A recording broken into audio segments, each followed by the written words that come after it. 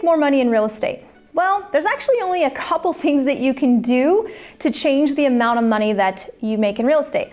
One would be that you increase your price point, 2, increase your skills, and 3, you just spend more time working. So I'm gonna break down those 3 things that you can do.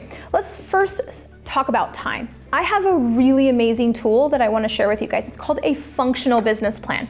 So many times real estate agents come to me and they're like, hey Christy, I wanna make $100,000 this year or more if you live in Beverly Hills, right? Depends on where you live, but they say, I wanna make $100,000. I say, okay, awesome, tell me what you're gonna do. And they share with me what they wanna do. And it's so amazing because when you use this functional business plan that I'm gonna let you guys download and you can go through on your own, you'll see if the time that you are willing to commit is going to give you the results that you want. So many times when agents start plugging in, so I'll say, okay, let's start mapping out. What are your lead pillars? You're gonna be making expired calls, you're gonna be doing open houses, you're gonna be nurturing your past clients in your sphere, and we kind of put hours down and how many conversations you need per lead pillar, and all of a sudden we go through, we run the numbers, and they say, wow, that's all I'm gonna make? And I say, yeah. So you only have 3 options: increase your price point, put more time in, or increase your skills. And a lot of times the time that people are willing to commit to prospecting and lead follow-up is not in line with the amount of money that they want to make. The functional business plan is going to help you with that.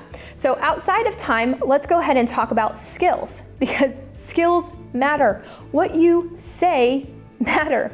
So this is the part of the functional business plan where you have to figure out, how many conversations do I need for a closing? Now I will tell you that brand new agents need more conversations per closing. Seasoned agents need less.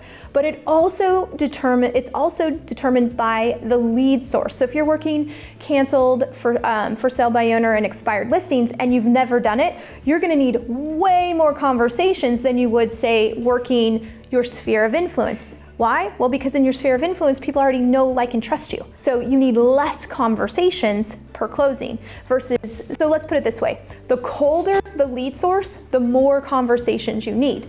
The warmer the lead source, the less conversations you need. But at the end of the day, if you can get really good at your scripts and dialogues, you decrease the number of conversations that you need per closing. So here's that thing where you don't have to put more time and energy into real estate. You can get a better output just by increasing your skills. So you really should focus on your skills, because wouldn't it be nice to make more money without having to spend more time? I'm a fan. Yeah, I'm totally down for that. So master your scripts and dialogues, get your conversion skills up so that you don't have to work more. Now the last one is to increase your price point. I'm not a huge fan of just focusing on this because your price point can be tricky and it can take a long time to increase your price point.